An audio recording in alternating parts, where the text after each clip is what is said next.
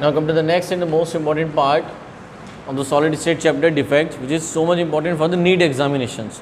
अगर competitive point of view से कहें तो नीट में अभी वर्तमान में मतलब पिछले 2-3 सालों की या 4 सालों की बात करें, जब से AIPMT के बाद नीट का जो स्लॉट बना है और NTA ने जब से अपने हाथ में लिया है कमांड, सॉलिड स्टेट में जो मोस्टली क्वेश्चन जो पूछा गया नीट में वो डिफेक्ट से या फिर question based on number of atom per unit cell पे, तो बहुत कॉम्प्लिकेटेड क्वेश्चंस वो नहीं है उसमें.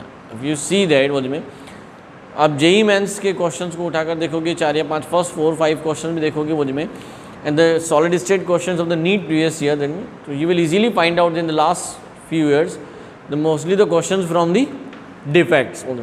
But most of the students को ये नहीं समझ में आता कि सडनली सॉलिड स्टेट चैप्टर का जो रनिंग है यहाँ पे डिफेक्ट्स कैसे आ गए बीच में.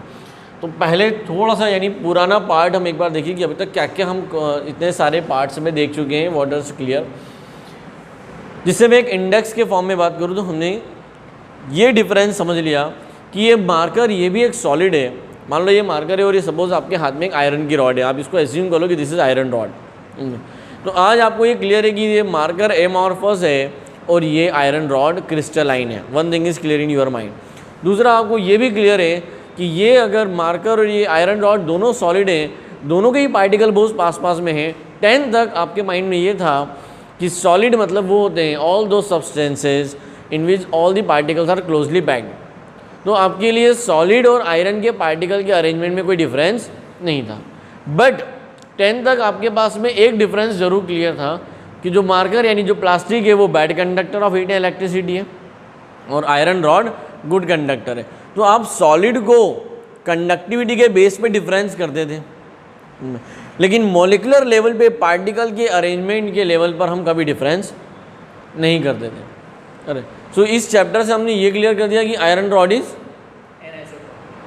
Crystalline, anisotropic. यस और नो? क्या हुआ? तो एनआइसोट्रोपिक का मतलब जो प्रॉपर्टी डायरेक्शन डिपेंडेंट है उसकी. ठीक है, तो ये वो पॉइंट आज आप बोल पा रहे हो. तो एनआइसोट्रोपिक तो चलो बहुत डिफरेंट पॉइंट हो गया. मैं यहाँ अरेंजमेंट की बात कर रहा हूँ कि और इनके पार्टिकल्स के, अब आपके पास में अगर मैं ऐसा बोलूँ कि ये कॉपर की रॉड है सपोज आयरन रॉड, और ऐसे ही मेरे पास एक सोडियम क्लोराइड का पाउडर है, तो सोडियम क्लोराइड भी सॉलिड है, आयरन रॉड भी सॉलिड है, आयरन रॉड भी क्रिस्टलाइन है, सोडियम भी क्रिस्टलाइन है. यस और नो? सोडियम क्लोराइड नमक वो भी क्रिस्टलाइन हुआ. दोनों सॉलिड, दोनों क्रिस्टलाइन, दोनों good conductor of heat and electricity. फिर दोनों में फर्क क्या? तो हम क्या कर रहे हैं, फिजिकल प्रॉपर्टी के बेस पे डिफरेंस देख रहे हैं. किसके बेस पे? कि आयरन रॉड मेटेलिक है और वो आयोनिक है उसके कांस्टेंट पर. लेकिन मोलिकुलर लेवल पे जब दोनों ही सॉलिड हैं और दोनों ही क्रिस्टलाइन है, मतलब दोनों में ही पार्टिकल्स क्या हैं, परफेक्टली अरेंज्ड हैं. तो जब दोनों की ही सब कुछ सेम होनी चाहिए थी ना प्रॉपर्टी, लेकिन सारी प्रॉपर्टी सिमिलर नहीं है. बात आई क्या समझ में? अगर कोई दो कंपाउंड देखो, sodium chloride is also crystalline, iron rod is also crystalline. Sodium chloride also anisotropic, iron rod is also anisotropic. Iron rod good conductor of heat and electricity, sodium chloride is also good conductor of heat and electricity. बात आई क्या समझ में? जब इन ये सारी similarities हैं उनमें और दोनों के ही पार्टिकल, अब क्रिस्टलाइन का मतलब ये हो गया कि both particles of both are perfectly arranged. Perfectly arranged, ये परफेक्टली अरेंज्ड हैं, तो मोस्ट ऑफ द प्रॉपर्टीज़ क्या होना चाहिए, सेम होना चाहिए. लेकिन मॉलिक्यूलर लेवल पर हमने ये देख लिया इस चैप्टर को पढ़ते हुए कि हर सॉलिड के पार्टिकल क्लोजली पैक्ड होते हैं, लेकिन उनके अरेंजमेंट सिमिलर नहीं होते. किसी को अरेंज करते वक्त क्यूब का शेप बनता है, तो किसी में फेस सेंटर बनता है, तो किसी में बॉडी सेंटर्ड बनता है. यस और नो? किसी में हेक्सागोनल क्लोज पैकिंग हो रही है, तो किसी में स्क्वायर क्लोज पैकिंग हो रही है. मतलब दूर से तो आप देखोगे जस्ट अपीयरेंस तो आपको सॉलिड दिखाई देगा, लेकिन डीप लेवल पे देखें तो उनके अरेंजमेंट में डिफरेंस है. ये किसने अरेंज किया है? नेचर ने. किसने अरेंज किया? नेचर. और the process of arrangement of constituent particles to form a crystal is known as crystallization, और वो भी एक परफेक्ट ऑर्डर में। जैसे मैंने कहा कि इस बेंच पे जितना भी सामान है मुझ में, इस टेबल पे जहाँ बैठे हैं मुझ में टेबल पे, वो सब बिखेर दो, वो तो आसान है, फेंकना ही तो है, वेरी इजी, ठीक है। लेकिन अगर मैं ऐसा बोलूँ मुझ में कि भाई यहाँ पर जितना भी बेंच पे सामान रखा है मुझ में, उनको सेक्शन वाइज अलग अलग बांट कर रखो मुझ में, तो क्या एक बार में हो पाएगा? नहीं, आपको सोचना पड़ेगा कि कौन सी चीज़ कहाँ रखनी है। परफेक्टली अरेंज करना यानी एक एक पार्टिकल को, कॉन्स्टिट्यूएंट पार्टिकल को सिस्टमेटिक जमाना, ये फास्ट मोड में नहीं हो सकता। और अगर इसको फास्ट किया तो क्या होगा? अरेंजमेंट में गड़बड़ी हो जाएगी। नहीं समझे? सपोज मैंने यहाँ बहुत सारी फिजिक्स की बुक्स रखी है, यहाँ केमिस्ट्री की बुक्स रखी है, मैथ्स की बुक्स है, बायो की है, लेकिन सभी क्या हैं? मिक्स्ड है। और 4 शेल्फ अलमारी बनी हुई है कि इन चारों में आपको अरेंज करना है, ठीक है। एक पर्सन है, ठीक है, जिसको कहा मैंने 1 मिनट दिया कि 1 मिनट में बुक्स अरेंज कर दो। बेंच पे बुक रखी, 50 बुक हैं, टोटल 50 बुक्स हैं, फिजिक्स, केमिस्ट्री, मैथ्स, बायो चारों को मिलाकर। वहीं दूसरा लड़का है, बॉय, उसको मैंने 5 मिनट दिए, ठीक है। और वो जो तीसरा है उसको मैंने 20 मिनट दिए। सबसे परफेक्ट कौन जमाएगा? 1 मिनट वाला क्या है? वो हड़बड़ाहट में जितना हो सकता है कि फिजिक्स के साथ भी केमिस्ट्री भी चली गई हो। नहीं है समझ? अरेंज तो हो गई, बुक्स उसने शेल्फ में रख दी, लेकिन क्या 1 मिनट वाला ने जो बुक्स अरेंज की होगी वो 100% इनकरेक्ट होगी? 100% का मतलब फिजिक्स में सारी केमिस्ट्री, केमिस्ट्री में सारी फिजिक्स, कुछ ना कुछ तो करेक्टनेस होगी ना। हम उसे 100% तो इनकरेक्ट नहीं कर सकते, मतलब उसका जो अरेंजमेंट है वो फेल नहीं, कुछ ना कुछ परसेंट तो है। क्रिस्टलाइन सब्सटेंस तो इसका भी है, क्रिस्टलाइन सब्सटेंस 5 मिनट वाले का भी है, क्रिस्टलाइन सब्सटेंस 20 मिनट वाले का भी है। नेचर का काम समझ रहे हो? एक क्रिस्टलाइन सब्सटेंस बनाने के लिए नेचर को 1 मिनट मिला, एक क्रिस्टलाइन सब्सटेंस बनाने के लिए नेचर को 5 मिनट्स मिले, और एक क्रिस्टलाइन सब्सटेंस बनाने के लिए नेचर को 20 मिनट्स मिले। जिस सब्सटेंस का क्रिस्टलाइजेशन बहुत स्लो रेट में होता है, वहाँ पर डिफेक्ट्स, इर्रेगुलरिटीज इन द अरेंजमेंट आने के चांसेस क्या हैं? बहुत कम है। हम ऐसा नहीं कह सकते कि 100% ही कम हो गया। क्यों? क्योंकि हमने तो सिर्फ टाइम फैक्टर देखा, आपने ये तो ना देखा कि उस बंदे को, कि वो बंदा मानसिक स्थिति में कैसा है। समझ रहे हो कि नहीं मुझ में? या उसके लिए जो 20 मिनट दिए गए तो उसके साथ में उसको कंडीशन सुटेबल मिली कि नहीं मिली थी। Got my point? मुझ में हम सिर्फ अभी क्या देख रहे हैं?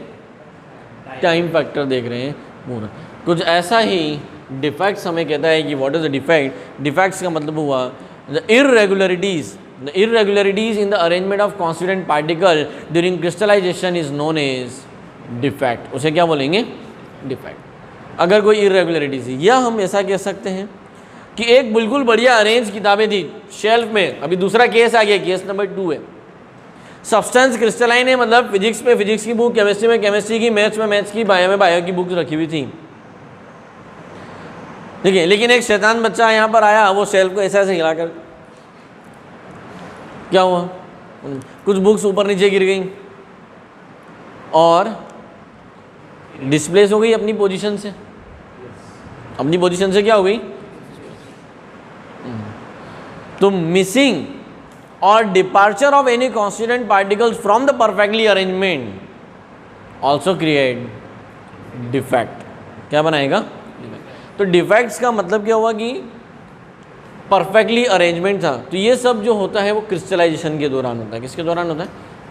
लेकिन क्रिस्टलाइजेशन जो होना चाहिए वो कैसा होना चाहिए? कॉम्पिटिटिव वाले जना यहाँ पे ध्यान देना, बोर्ड वाले यहाँ पर ध्यान नहीं देंगे तो चलेगा।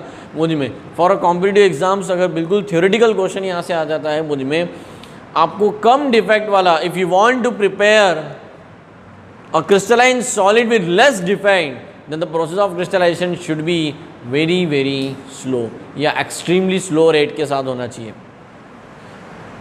The rate of crystallization should be extremely slow. कैसा होना चाहिए? स्लो होना चाहिए. सो डिफेक्ट्स में मैंने पूरा क्वेश्चन बैंक बना रखा है. मैं यहाँ पर पॉइंट्स क्लियर करते चल रहा हूँ, आप लोग शॉर्ट नोट्स लिखते जाएंगे और क्वेश्चन बैंक जो मैं दूंगा उसके फिर आंसर्स आप परफेक्टली बाद में लिखेंगे उनमें, है ना. अभी आप सिर्फ की पॉइंट्स के ऊपर फोकस करोगे तो अभी लिखना नहीं. फिर से सोचो, यहाँ पे आराम से सुनना है. व्हाट इज़ क्रिस्टलाइजेशन में पॉइंट्स को रिवाइज कर रहा हूँ. What is the process of arrangement of constituent particle in regular crystallization. Crystal एक होती है छोटे बच्चों जैसी definition, the process of formation of crystal. The process of formation of crystal is known as crystallization. ये छोटे बच्चे की डेफिनेशन हो गई, ठीक है. दूसरा crystallization, the process of arrangement of constituent particle in regular geometric pattern. ठीक है, regular geometric pattern to form a crystal is known as crystallization. The process of arrangement of constituent particle in regular geometric pattern.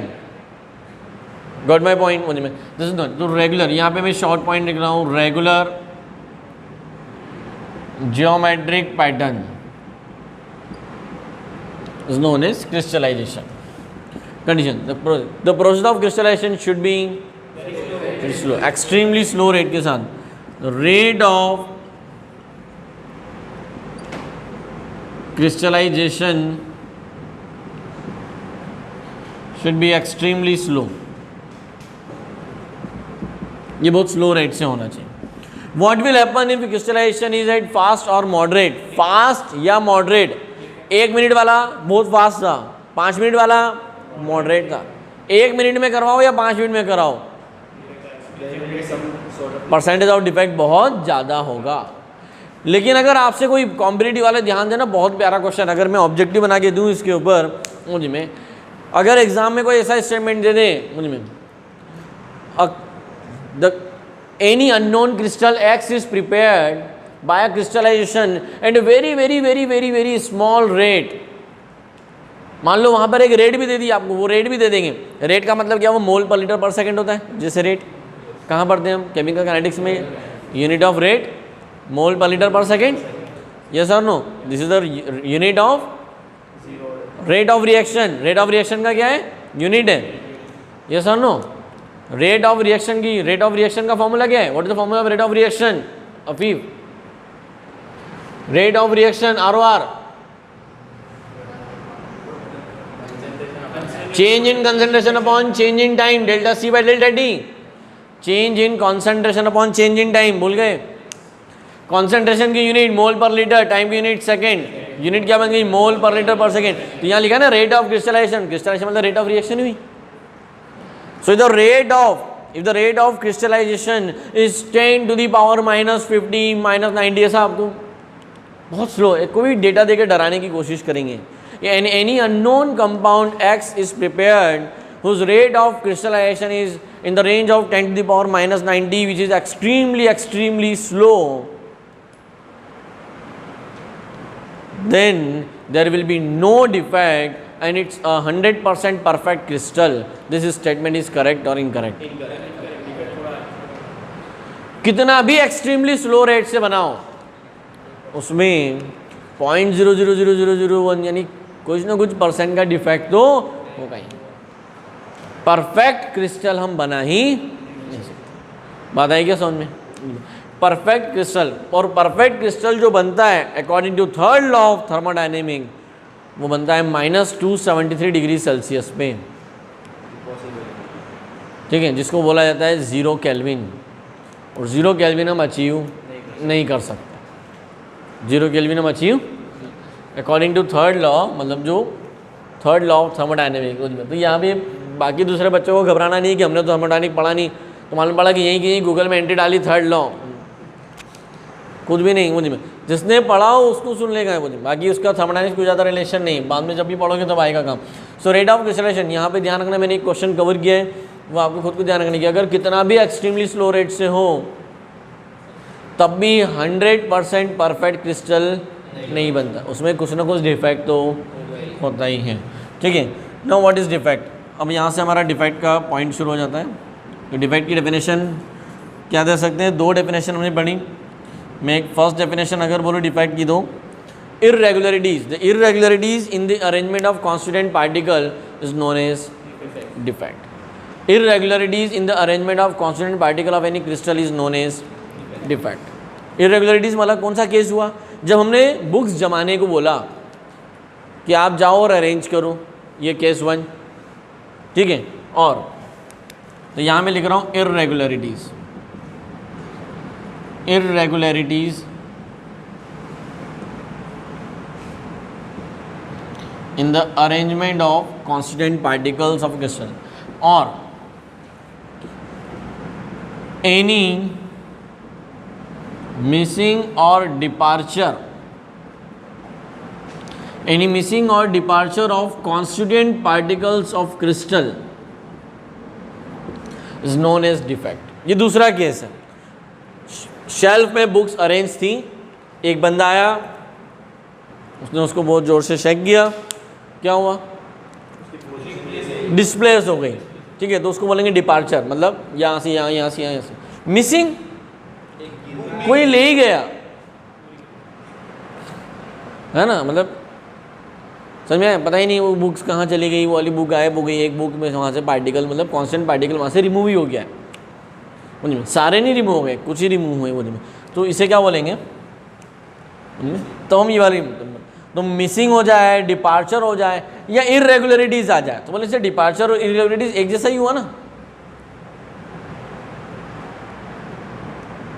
Irregularities का भाई arrangement के दौरान, मतलब during crystallisation, और यहाँ तो क्या हुआ, आफ्टर क्रिस्टलाइजेशन, यानी हमारी कोई हरकतों की वजह से, या जिसको बुक्स की जिम्मेदारी दी गई थी संभालने की, उसने प्रॉपरली संभाली नहीं, रिकॉर्ड नहीं रखा, मुझ में कब कौन आया और निकाल कर ले गया, देखो नो रिकॉर्ड, जैसे मैं नहीं रखता भाई, है ना। यहाँ से केमिस्ट्री लैब में से पता नहीं कौन कौन सी किताबें कब जाती है कब आती है, पता ही नहीं चलती, तो है ना। और कुछ किताबें तो वॉशरूम में मिलती हैं, है ना। चलो ये समझ में आया डिफेक्ट के बारे में मुझे में। So next topic will be the classification of defect. मुझ में यहाँ तक के पॉइंट्स आपको फटाफट शॉर्ट नोट्स बनाना है। मुझ में I will give you the one of the question bank, उस क्वेश्चन बैंक के सारे आंसर आपको सिस्टमेटिक लिखना है। अभी जो आप बनाओगे बिल्कुल शॉर्ट पॉइंट्स मुझ में, है ना। क्वेश्चन बैंक के आंसर आपके, यहाँ पे कितने क्वेश्चन बनते हैं, 3। What is crystallization, what is, ठीक है। Second, the effect of rate of crystallization on defect, and third, what is defect.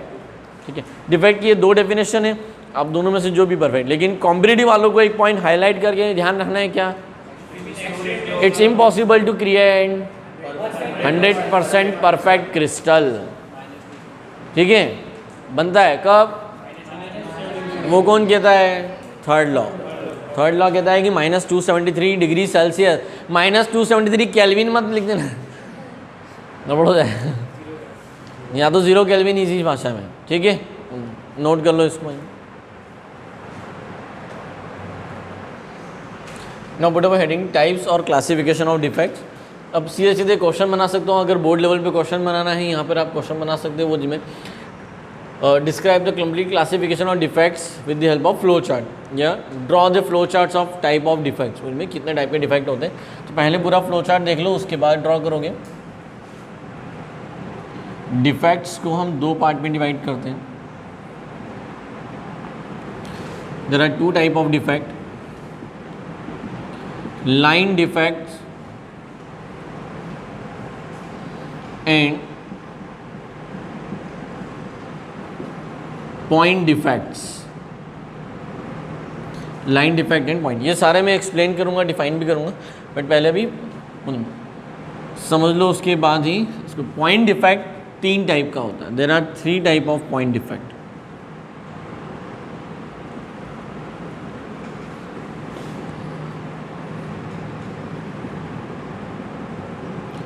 Stoichiometric defect,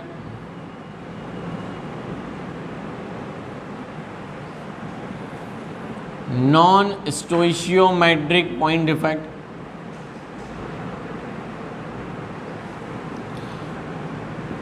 and impurity defect.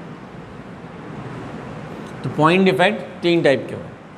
Stoichiometric defect को दो पार्ट में डिवाइड किया गया है, on the basis of nature of compound, on the basis of nature of compound. ठीक है, दो part हैं इसके। Stoichiometric defect in ionic compound, stoichiometric defect in non ionic compounds. Stoichiometric ionic, stoichiometric non ionic. Stoichiometric non ionic के दो part हैं, vacancy defect and interstitial defect.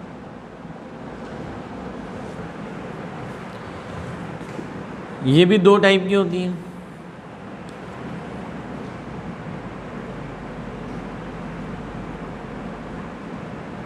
Frenkel defect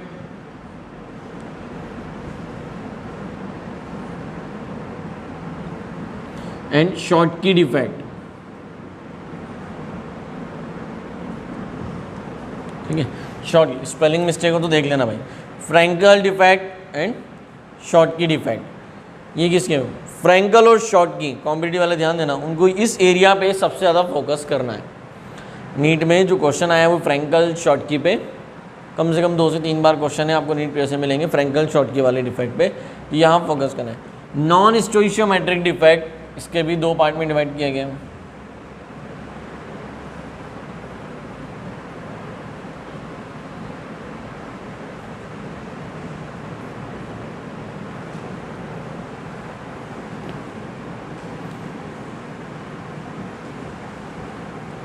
metal excess defect,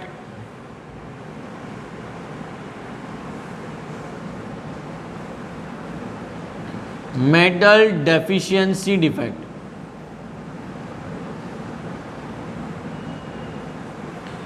अब जो metal x non स्टोइशियोमेट्रिक के दो part ध्यान रखो, इसके दो पार्ट, मेटल एक्सेस डिफेक्ट के दो पार्ट। इम्प्योरिटी को बॉक्स में डाल देता हूँ क्योंकि इसका कोई पार्ट नहीं, इसका कोई सब पार्ट नहीं। Metal excess defect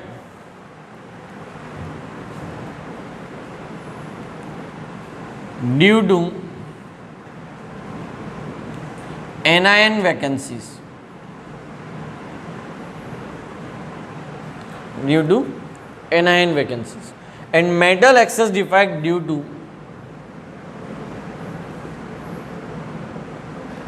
extra cations, metal excess defect due to extra cations।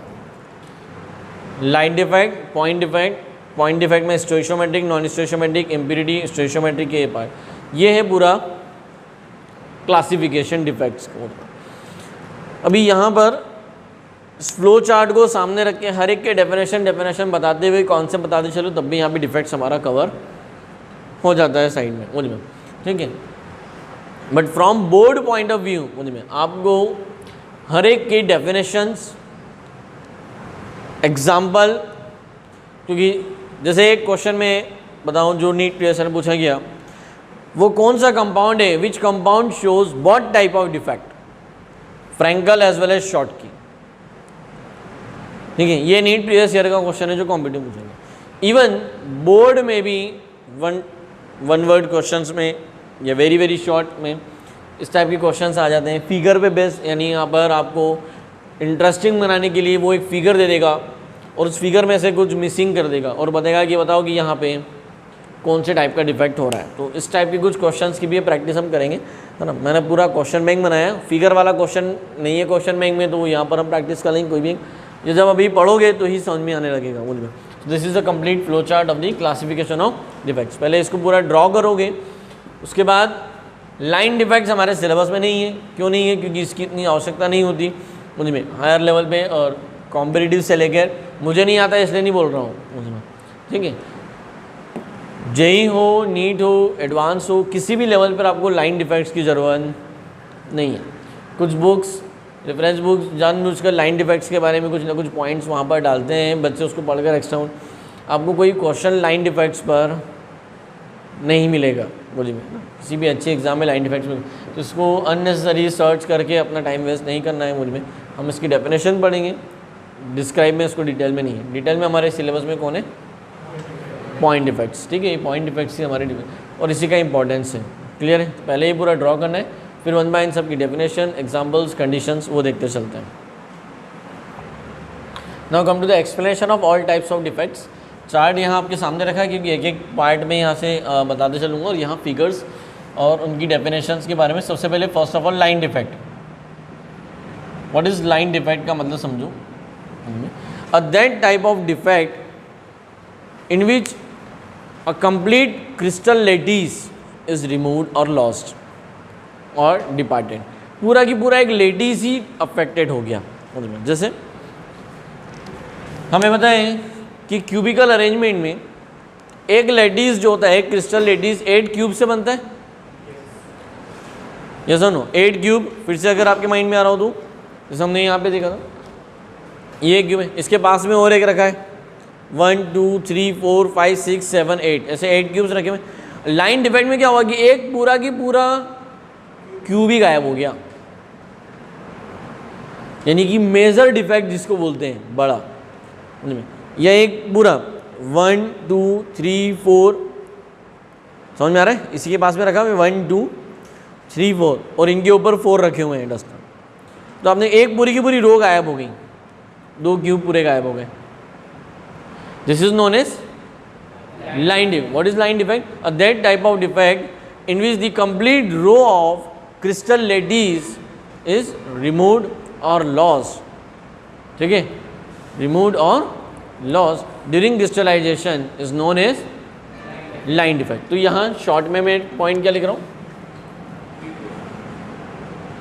Complete row of crystal lattice, complete row of crystal lattice remove. और परफेक्ट डेफिनेशन बोर्ड के लिए मैंने अभी बोल दी है। और that type of defect in which the complete row of crystal lattice is removed और loss during crystallization is known as line defect. Competitive के लिए जो लोग कॉम्पिटिटिव के लिए पढ़ रहे हैं उनको सिर्फ इतनी सी लाइन पता होना चाहिए। Then come to point defect. What is point defect? ये हमारे लिए सबसे इंपॉर्टेंट है। अब जो आपका पूरा क्यूबिकल अरेंजमेंट है उसको कुछ ज़्यादा छेड़, यानी लेटिस को अफेक्ट नहीं किया है। Uh that type of defect in which lattice is not affected but certain points of the lattice, यानी लेटिस पॉइंट में क्या हो गए, कुछ वेरिएशंस आ गए, वहाँ से कुछ मिसिंग या डिपार्चर हो गया, ठीक है। आपका पूरा एक क्यूब बना हुआ है, मतलब क्यूब में कोई चेंज नहीं हुआ है, क्यूब तो ऐसी डीज है। सपोज एक क्यूब बना है हमारे पास में,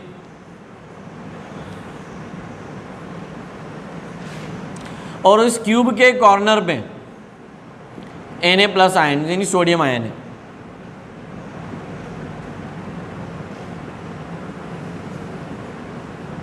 क्यूब के कॉर्नर किसने बनाए?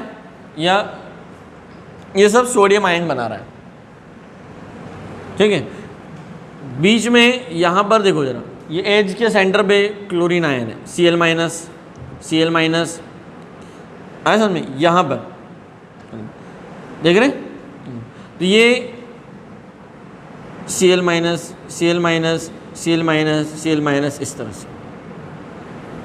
तो ये आपका एक पूरा अरेंजमेंट था। ऐसे पूरे 8 क्यूब का एक लेटिस है, बट क्या हुआ कि कॉर्नर का एक सोडियम गायब हो गया, मिसिंग हो गया, यहाँ पे नहीं। ये भी हो सकता है।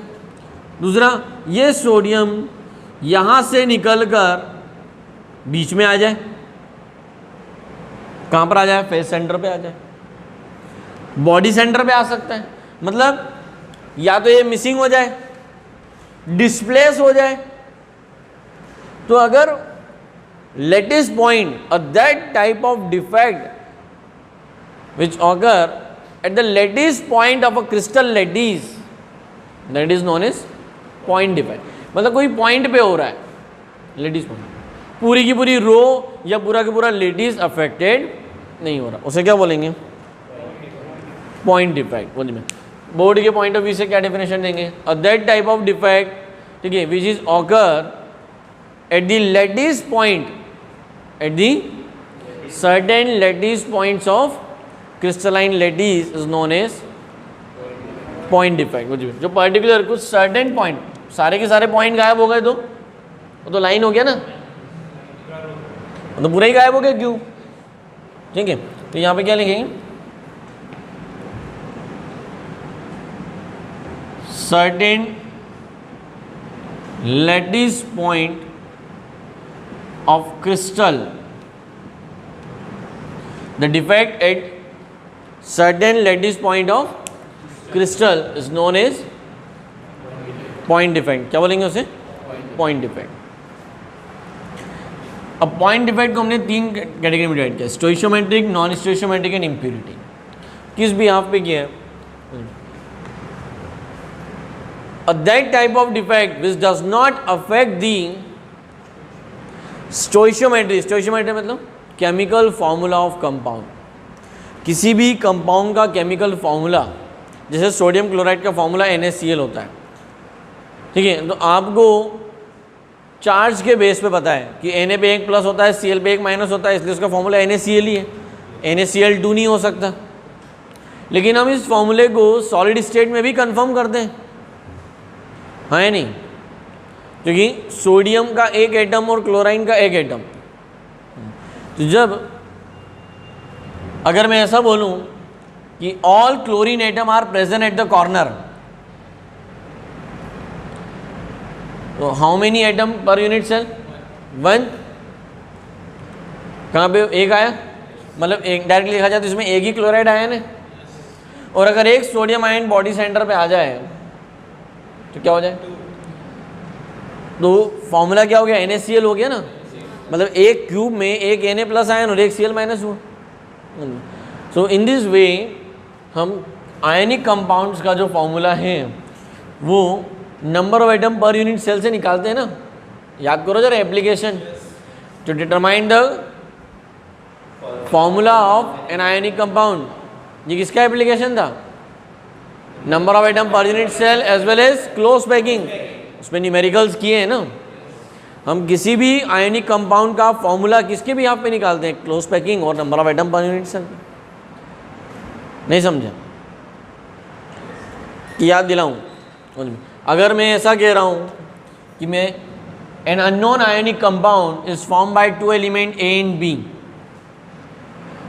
and all the elements A are present at the corner of a cube while B is present at the face center, what will be the formula of ionic compound? A1B3. yes or no? आ गया फटाफट. अब question में थोड़ा सा twist कर दूं. क्या करूं कि फेस सेंटर पे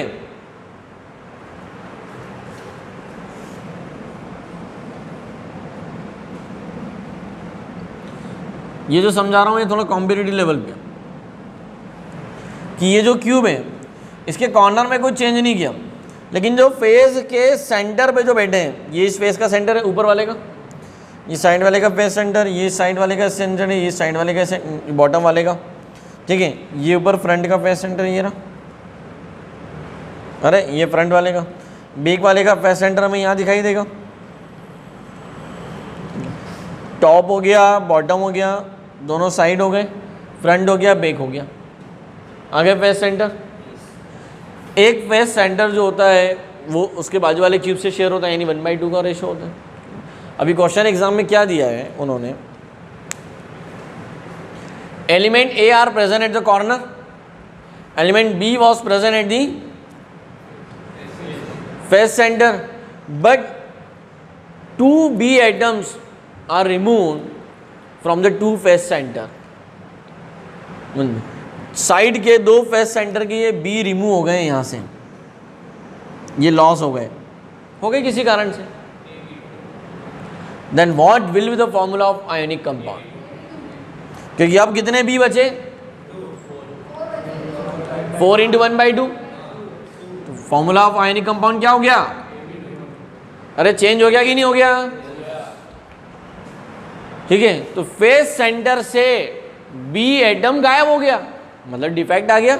due to the defect in the element B the formula of compound is, अगर फॉर्मूला बदल जाए तो वो नॉन स्टोइशियोमेट्रिक डिफेक्ट हो गया। लेकिन अगर हमने कुछ ऐसा किया कि भाई फेस सेंटर पे तो है ही, ठीक है, बी वहीं की वहीं, यानी जितने टोटल अभी बी थे उतने ही हैं, लेकिन ये डिस्प्लेस हो गया, यहाँ से यहाँ पहुँच गया, ये बी फेस सेंटर से उठा के बॉडी सेंटर पे पहुँच गया, डायगोनल पे चला गया, कहीं भी चला गया, लेकिन क्या नहीं चेंज हुआ? फॉर्मूला AB3 की AB3 है, तो उसे क्या बोलेंगे? स्टोइशियोमेट्रिक डिफेक्ट। आया क्या समझ में? तो डिफेक्ट पे न्यूमेरिकल कैसे बना के पूछेगा, समझ में आया? समझ में कि पहले तो वो ऐसा देगा कि 2 element A and B, all element A was present फलाना corner, B was present at the center of face, समझ में, बट ड्यू टू बाद वहाँ पे कुछ भी डिफेक्ट अभी आप लोगों ने पढ़ा नहीं है, इसलिए तो वो यहाँ बोल देगा वो कि या तो वहाँ मेटल एक्सेस डिफेक्ट हो गया, या मेटल एनायनिक, या तो ऐसा बोलेगा, या वो ऐसा बोलेगा ड्यू टू द हीटिंग और ड्यू टू एनीथिंग मुझ में the 2 B atom was removed और the defect in the B atom was occurred, then what will be the new formula of the compound. तो आपसे नया और पुराना दोनों पूछेगा। नया ये है, पुराना क्या है? AB3। क्वेश्चन समझ में आया मुझ में कि डिफेक्ट्स पे क्वेश्चन कैसे बनाते हैं? स्टोइशियोमेट्रिक डिफेक्ट का मतलब क्लियर हुआ। अब that type of defect which does not change the formula of a compound. Stoichiometry मतलब फॉर्मूला, क्योंकि AB3 या ऐसा बोलो AlCl3 एल्यूमिनियम क्लोराइड, ये क्या शो करता है कि इसका एक मॉलिक्यूल एल्यूमिनियम का एक एटम और क्लोरीन के 3 एटम से मिलके बना है। तो ये यहाँ 1 लिखा है, यहाँ 3 लिखा है, तो ये 1 और 3 क्या बताते हैं? स्टोइशियोमेट्री बता रहे हैं ना, जैसा नो। तो इतना बेसिक तो बताने की जरूरत नहीं है, तो 11th क्लास का टॉपिक है। स्टोइशियोमेट्रिक का मीनिंग क्लियर हुआ? बोलो भाई, what is stoichiometric defined? That type of point defect it does not alter और change the chemical formula or stoichiometry of any compound is known as stoichiometry. How many type of stoichiometry? 2. Stoichiometric in ionic and stoichiometric in non-ionic. Good में अब सबसे पहले देखेंगे हम stoichiometry in non-ionic compounds.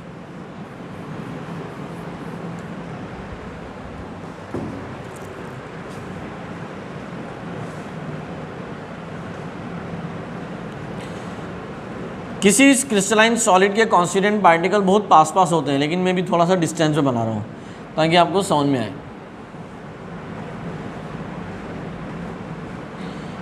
अब आप सबको इतना तो बहुत आसानी से समझ में आ गया होगा, इतना चैप्टर, इतने सारे पार्ट्स को पढ़ते हुए, कि अगर मैं इस लेयर के सामने और एक लेयर रख दूँ तो क्यूब बन जाएगा। इतना तो इमेजिन करना अब आपको आ गया है, हाँ या नहीं? What is vacancy defect? that type of point defect in which due to heating, तो यहाँ पे वर्ड क्या आ रहा है? वैकेंसी डिफेक्ट के अंदर वर्ड ध्यान देना। This is the figure of vacancy defect. तो वैकेंसी डिफेक्ट की डेफिनेशन क्या आ रहा है? Due to heating constituent particle loss from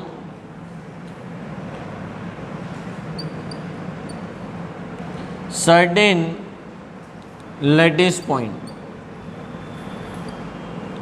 तो मान लो ये एक क्रिस्टल है, ये पूरा एक क्रिस्टल है, ठीक है। मैं इसको शेड कर देता हूँ थोड़ा सा ताकि आपको समझ में आ जाए। ये सारे उसके कॉन्स्टिट्यूएंट पार्टिकल हैं, ये सब क्या है? और ये वाला एक कॉन्स्टिट्यूएंट पार्टिकल क्या हुआ? निकल गया। किसकी वजह से? हीटिंग करने की वजह, गर्म करने की वजह से। आप किसी, जैसे हम आयरन रॉड को भी तो गर्म करते हैं ना मेल्ट करने के लिए, तो आयरन रॉड को मेल्ट कर रहे हैं, या किसी हमने नमक को गर्म कर रहे हैं, कोई भी आपने किसी क्रिस्टलाइन कंपाउंड को क्या किया, हीट किया, तो हीट करने से वो क्या हो गया, वहाँ से गायब हो गया। तो वहाँ पर एक क्या हो गई, खाली जगह क्लियर हो गई, ठीक है। यहाँ पर जो खाली जगह यानी एक वैकेंट स्पेस बन गई है। That type of defect which create vacant space in crystal lattice is known as vacancy defect. एक कॉन्स्टिट्यूएंट पार्टिकल ही चला गया, अरे गया कि नहीं गया? अगर किसी कॉन्स्टिट्यूएंट पार्टिकल चला गया तो due to constituent particles number of atom per unit cell affected होगी, और नंबर ऑफ एटम वहाँ पर अफेक्टेड हो रहे हैं तो डेंसिटी भी क्या हो जाएगी, कम हो जाएगी। So due to vacancy defect uh decrease in density will be occur. वहाँ पे क्या होगी, डेंसिटी डिक्रीज होगी, क्योंकि उस पर्टिकुलर लैटिस के पॉइंट से वो डिपार्ट हो गया। क्या हो गया, एक कॉन्स्टिट्यूएंट पार्टिकल चला गया, स्टोइशियोमेट्री अफेक्टेड नहीं हुई लेकिन एटम लॉस तो हुआ है ना। एटम हम स्टोइशियोमेट्री जो देखते हैं वो सभी के कंट्रीब्यूशन से देखते हैं। किससे देखते हैं कि इसका शेयर यानी एक पूरा लैटिस बनाते हैं, लेकिन इस लैटिस को बनाने के दौरान ये वाला जो पॉइंट है ये तो क्या हो गया, यहाँ से गायब हो गया। सो वैकेंसी डिफेक्ट में जो आपको पॉइंट पहले लिखना है डेफिनेशन, फिर उसके बाद फिगर, और उसमें इंपॉर्टेंट हाईलाइट करना है कि as a result of vacancy defect there will be a decrease in density. यहाँ पर डेंसिटी क्या हो जाती है, डेंसिटी ऑफ सब्सटेंस डिक्रीजेस। तो यहाँ मैं लिख देता हूँ डेंसिटी ऑफ सब्सटेंस डिक्रीजेस, ठीक है। आप अपने फ्लो चार्ट में कोई चेंज नहीं करोगे, जो आपने ऑलरेडी बना रखा है वहाँ पर कुछ नहीं करना है। ये तो मेरे पास यहाँ बना हुआ है इसलिए मैं यहाँ पे लिख रहा हूँ, ठीक है। तो ये डेफिनेशन, फिगर आप दो बना सकते हो। ये था पहले, हीटिंग करने के बाद क्या हुआ, यहाँ से गायब हो गया, तो this is the vacant space. Clear हुआ? Now what is interstitial defect? That type of point defect in which some of the constituent particle depart from their position and occupy a interstitial space। अभी देखो इन चार के बीच में एक खाली जगह दिख रही है, तो अभी पहले वापस से इसको पूरा बना देता हूँ। और क्या हुआ समझ में कि इंटरस्टिशियल डिफेक्ट में यहाँ पर कोई एक नया पार्टिकल, एक कॉन्स्टिट्यूएंट पार्टिकल आया में, और वो यहाँ पर आकर बैठ गया। ये सब तो अपनी जगह पे थे ही, लेकिन यहाँ पर आकर यहाँ एक नया पार्टिकल आ गया, यहाँ एक नया पार्टिकल आ गया उनमें। और that type of defect in which some of the new constituent particle occupies interstitial spaces. Interstitial मतलब लैटिस पॉइंट के बीच की स्पेस, जिसको बोलते हैं वॉइड्स समझ में। तो इंटरस्टिशियल स्पेस समझ में is known as interstitial defect. तो यहाँ पर इसने ऑक्यूपाई कर, अब एक नया कॉन्स्टिट्यूएंट पार्टिकल आया है, नया कॉन्स्टिट्यूएंट पार्टिकल क्या हुआ, फॉर्मूला चेंज नहीं होगा लेकिन डेंसिटी क्या हो जाएगी, इंक्रीज हो जाएगी। तो as a result of interstitial defect density of substance increase. यहाँ पे डेंसिटी क्या होगी, यहाँ डेंसिटी क्या होगी वैकेंसी में, और इंटरस्टिशियल में आया समझ। लेकिन अब ये फिगर सॉरी वैकेंसी का नहीं बचा है, किसका हो गया ये,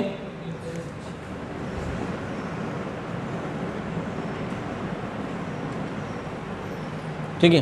तो वन बाय वन आपको समझते चलना है, और फिर उसके जैसे पहले वैकेंसी डिफेक्ट पढ़ा तो वैकेंसी डिफेक्ट की डेफिनेशन, उसका फिगर, उसकी कंडीशन, वहाँ पर उसका रिजल्ट, देन हेडिंग डाली इंटरस्टिशियल डिफेक्ट, उसकी डेफिनेशन, उसका फिगर, और उसमें क्या हुआ एज अ रिजल्ट। तो यहाँ पे क्या लिखेंगे इंटरस्टिशियल डिफेक्ट में, अगर इंटरस्टिशियल डिफेक्ट की डेफिनेशन लिखना हो तो that type of defect in which some of the constituent particle occupies interstitial spaces or voids of a crystal lattice only. So some of the constituent particles occupies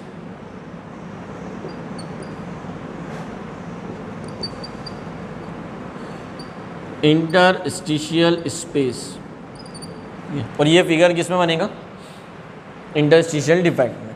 और यहाँ पर density क्या हो जाएगी, डेंसिटी इंक्रीज हो जाएगी। So vacancy defect and interstitial defect. Now come to Frankel defect. अब जितनी भी अभी हमने देखी वैकेंसी और इंटरस्टिशियल, ये नॉन आयनिक कंपाउंड्स में होती है, बट आयनिक कंपाउंड्स क्या देते हैं? Frenkel defect and Schottky defect. तो फ्रैंकल डिफेक्ट को यहाँ देखो, दोनों डिफेक्ट्स आपको पूरे क्लियर होना चाहिए क्योंकि ये कॉम्पिटिटिव के पॉइंट ऑफ व्यू से जरूरी है. What is Frenkel defect?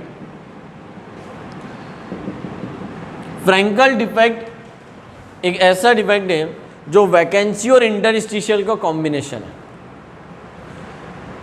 मतलब वैकेंसी भी होती है इसके अंदर और इंटरस्टिशियल भी होता है, दोनों काम एक साथ हो जाते हैं.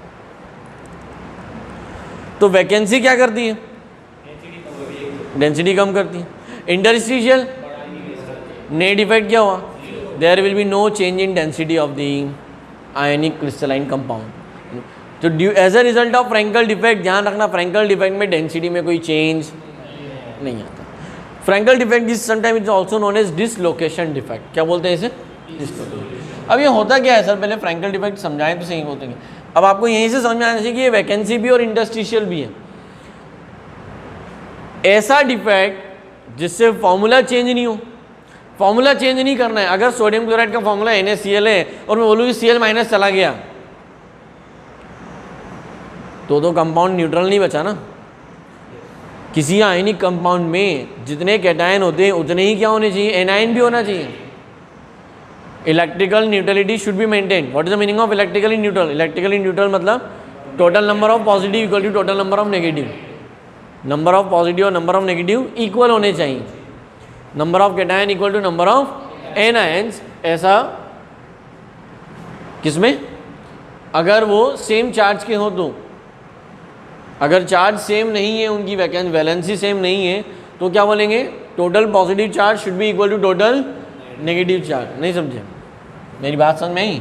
जैसे अगर मैंने बोला कैल्शियम फ्लोराइड, तो यहाँ पे number of cation equal to number of anion नहीं होगा, क्योंकि यहाँ एक कैटायन पे 2 एनायन है. नहीं समझे? तो यहाँ क्या बोलूँगा? Total positive equal to total negative. तो इलेक्ट्रिकली न्यूट्रल के लिए जो सबसे इंपॉर्टेंट डेफिनेशन है वो क्या है? All ionic compound should be electrically neutral. It means total positive charge equal to total negative. और फ्रैंकल या शॉर्टकी डिफेक्ट, कोई सा भी डिफेक्ट हो, इलेक्ट्रिकल न्यूट्रलिटी डिस्टर्ब नहीं हो. अगर इलेक्ट्रिकल डिस्टर्ब हो गया मतलब कैटायन एनायन डिस्टर्ब हो गए. कैटायन एनायन डिस्टर्ब हो गए तो फॉर्मूला क्या हो जाएगा? चेंज हो जाएगा उनमें. तो फिर वो स्टोइशियोमेट्रिक डिफेक्ट नहीं रहेगा. तो फ्रैंकल डिफेक्ट और that type of point defect in which, मैं थोड़ा सा इसको यहाँ बना देता हूँ कुछ इस तरह से. सपोज हम पेयर बना लें, ऐसा लिख दूँ मैं Na plus Cl minus Na plus Cl minus, Cl minus Na plus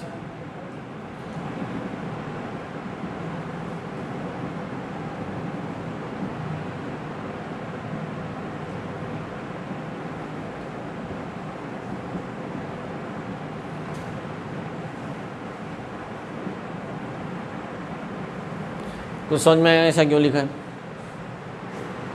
मतलब मैं इस रो में देखूं या इस रो में देखूं, मुझे अरेंजमेंट सेम दिखना चाहिए मुझे. तो ये एक मान लीजिए, अब यहाँ पे सर्कल लगा दूं तो कॉन्स्टिट्यूएंट पार्टिकल बन गया. उनको जोड़ दूं और इमेज बना लूं तो क्यूब और ये सब बनाया जा सकता है. तो मान लीजिए सोडियम क्लोराइड का आयोनिक क्रिस्टल है, और सोडियम क्लोराइड आयोनिक क्रिस्टल, जिसमें क्या हुआ कि ये जो सोडियम आयन जो यहाँ पे है ये यहाँ से रिमूव हो गया. तो जब ये यहाँ से गया तो इस प्लेस पे क्या हो गया? वैकेंसी डिफेक्ट क्रिएट हो गया. ये वाला वहाँ पे जगह खाली हो गई. अब ये जगह यहाँ खाली है, लेकिन यहाँ से निकल के वो कहाँ आ गया? इंटरस्टिशियल स्पेस में आ गया. जब कोई कॉन्स्टिट्यूएंट पार्टिकल इंटरस्टिशियल स्पेस को ऑक्यूपाई करता है तो उसको कौन सा डिफेक्ट बोलते हैं?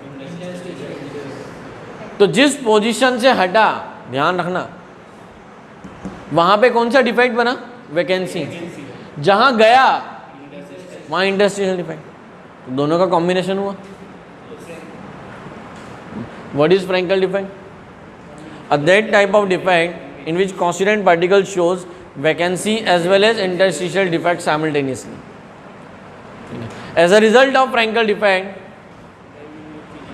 there will be no change in density of substance. लेकिन ऐसा कौन कौन से आयनिक कंपाउंड देते हैं कॉम्पिटिटिव वाले बोर्ड वाले, ध्यान रखना कंडीशन,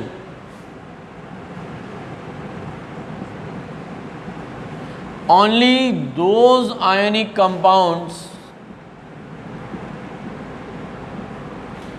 in which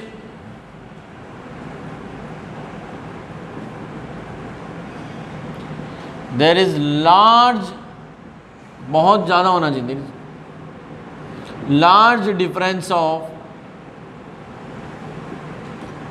size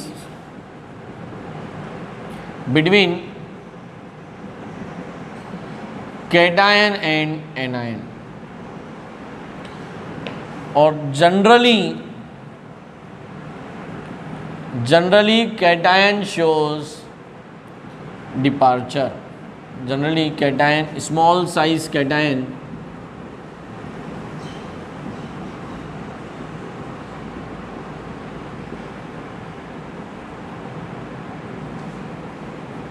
मतलब जो भी ये रिमूव होगा ना वो एनायन नहीं होगा, कौन होगा? क्योंकि कैटायन की साइज़ क्या होती है, बहुत छोटी होती है। मतलब कौन कौन से आयनिक कंपाउंड ऐसा दे सकते हैं? वही आयनिक कंपाउंड दे सकते हैं जिसमें एनायन बहुत बड़ा और कैटायन क्या हो, बहुत छोटा हो। जब एनायन बहुत बड़ा और कैटायन बहुत छोटा होता है, कुछ ऐसा अरेंजमेंट समझ,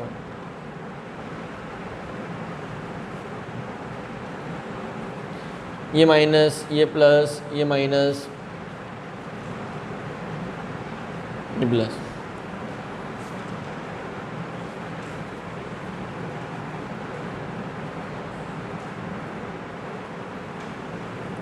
तो अभी देखो मैंने यहाँ सारे अगर मैं बराबर बनाऊं तो ये जो प्लस है, ठीक है, ये बहुत छोटा है मुझ में, तो इतने तीन बड़े एनायंस इनके बीच में जब ये आएगा मुझ में, तो it can be easily dislocated, ये बहुत छोटा है मुझ में, तो इन तीनों के इफेक्ट से मतलब यहाँ पर भी आएगा। अरे कैटायंस का डिस्प्लेसिंग बहुत आसानी से हो सकता है, cation should be displace very easily. तो कैटायन डिस्प्लेस होकर इंटरस्टिशियल स्पेस या वॉइड्स में जाने की कोशिश करेंगे उनमें। और ऐसा कब होगा? जब हम उसको हीट करेंगे, गर्म करेंगे, टेम्परेचर का इफेक्ट देंगे। मतलब जनरली ये सब डिफेक्ट कब आते हैं? जब हम उनको मतलब कुछ तरह का अलग अलग ट्रीटमेंट देते हैं उनमें, ठीक है, तो उसी दौरान ये क्रिएट होते हैं। नहीं समझे? What is Frenkel defect? Frenkel defect की डेफिनेशन क्या आएंगी? Uh that type of defect in which constituent particle shows vacancy as well as interstitial defect उनमें। During this defect the electrical neutrality remain constant, does not disturb उनमें। Density of the system, density of substance will not change. Condition only those ionic compound there is a large difference of size between cation। Cation बहुत छोटा होना चाहिए और anion बहुत बड़ा होना चाहिए, और ये उसका फिगर हुआ। अलग अलग बुक्स में अलग अलग फिगर दिए गए होते हैं लेकिन मीनिंग सेम ही होगा, ठीक है। किसी में सर्कल करके दिया होगा, मैंने यहाँ आयन बना कर दिया है, अब आयन वाला जरूरी नहीं कि मैंने ऐसा बनाया तो अब यही figure. You can refer the figure of NCERT, you can figure some of the figure of reference book, आपको जो फिगर अच्छा लगे उनमें, जिससे फ्रैंकल डिफेक्ट का मीनिंग आपको क्लियर हो जाए, आपको समझ में आ रहा है। अब आपको इस लेक्चर की शुरुआत में मैंने एक क्वेश्चन बोला था कि generally some time competitive exam में फिगर दे देते हैं और डिफेक्ट आइडेंटिफाई करने को कहते हैं, तो अब आप फिगर से आइडेंटिफाई कर सकते हो ना कि अगर आपको फिगर में ऐसा दिख रहा है, आपको इंटरस्टिशियल नज़र आएगा उनमें जहाँ कुछ मेंशन नहीं है, डैश है, लेकिन अगर जहाँ कैटायन एनायन के साथ मेंशन किया गया हो प्लस माइनस के साथ में, तो आपको समझ में आ जाएगा कि प्लस माइनस दिया है मतलब वो ये दोनों तो हो ही नहीं सकते, क्योंकि वैकेंसी और इंटरस्टिशियल तो नॉन आयनिक कंपाउंड में होता है और ये किस में होता है? Ionic compound. Frenkel defect clear है? बोलो भाई। नो अब इसी के साथ में हम शॉर्ट की डिफेक्ट में बना लेते हैं।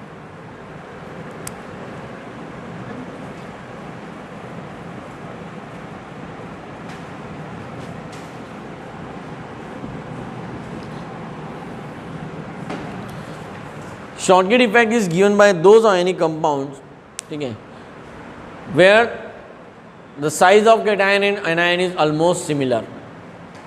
मतलब कैटायन और एनायन क्या है, सेम साइज के। When cation and anion are of same, जब कैटायन और एनायन दोनों सेम साइज के होते हैं तब कैटायन भी और एनायन। अभी क्या हो रहा था कि ये यहाँ से निकला और ये यहाँ चला गया,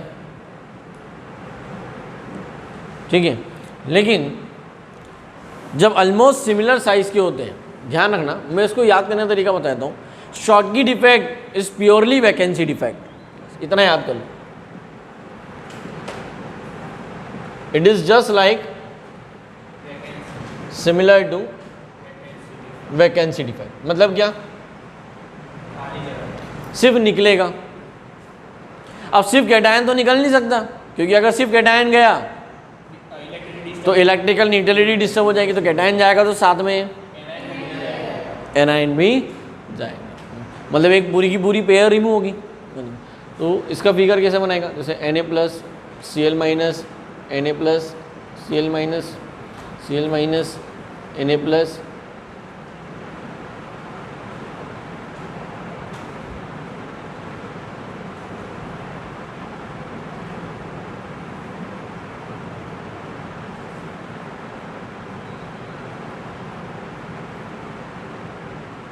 अब क्या हुआ,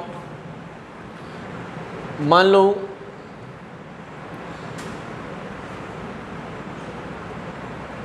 यहां से एक Na प्लस रिमूव हो गया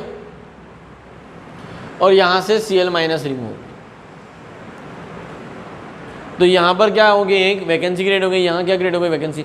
लेकिन सब्सटेंस की इलेक्ट्रिकल न्यूट्रलिटी क्या है, कांस्टेंट है, ठीक है। अब देखो, जो भी NaCl गया वो तो इस क्यूब का गया, इस क्यूब में तो कोई डिस्टर्बेंस नहीं आया ना, इस क्यूब में तो कोई डिस्टर्बेंस नहीं आया। और एक लेडीज जो होता है वो सिर्फ एक क्यूब से नहीं देखा जाता, तो पूरे 8 क्यूब को देखता है ना, इसलिए इनके जाने से कोई फॉर्मूले में चेंज नहीं आएगा। The formula of the compound will not be change. But अगर मैं कह रहा हूं कि Schottky defect is just like to vacancy, it means density of substance decreases, density of ionic compound will be decrease. यहाँ density change हो जाएगी। तो what is Schottky defect? That type of defect in ionic compound which is similar to vacancy defect in which cation and anion both are removed from their lattice point, and it is known as Schottky defect. जितने cation जाएंगे उतने ही anion, number of cations and anion will be removed same. नहीं समझे? Cation और anion दोनों। So this is a figure of Schottky defect. आप 2 figure बना सकते हो, एक पहले प्योर क्रिस्टल का बना लो, फिर उसमें डिफेक्ट के बाद का बना लो। यहाँ पे जैसे Na प्लस Cl माइनस ये सब लगा लो, फिर उसमें डिफेक्ट ग्रेड हुआ, डिफेक्ट ग्रेड होने से ये बन गया। ऐसे ही यहाँ पर फ्रैंकल में भी 2 फिगर बना लो, ओरिजिनल क्रिस्टल और डिफेक्ट के बाद वाला। आई बात समझ में? ध्यान रखना, सिल्वर ब्रोमाइड AgBr वो आयनिक कंपाउंड है which shows both Frenkel as well as Schottky defect, Frenkel defect as well as Schottky defect. Clear है? तो ये कौन देगा? This is the condition of Frenkel defect, this means there is a large difference of size. लेकिन Schottky defect में क्या होना चाहिए?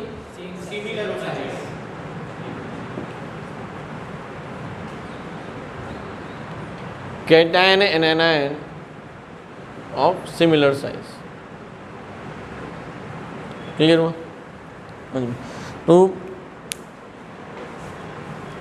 कैसे लिखना है मैंने पॉइंट बताया। वैकेंसी डिफेक्ट, उसकी डेफिनेशन, उसका फिगर, उसका रिजल्टेंट कि due to vacancy defect density of substance decreases. Similar interstitial defect, उसका figure, definition, figure and density, effect of density, examples. ठीक है। Then Frenkel and Schottky defect. तो Frenkel और Schottky defect note करना जरूरी है उनमें, इसलिए फ्रैंकल डिफेक्ट और शॉर्टकी डिफेक्ट के फिगर बना लो कि फ्रैंकल डिफेक्ट क्या है और शॉर्टकी डिफेक्ट। ये फ्रैंकल डिफेक्ट की कंडीशन है, ठीक है। तुम्हारा ये पूरा हो जाता है stoichiometric defect, that type of defect which does not affect the formula और stoichiometry of compound is known as stoichiometric defect, ठीक है। उसके बाद हम शुरू करेंगे नॉन स्टोइशियोमेट्रिक।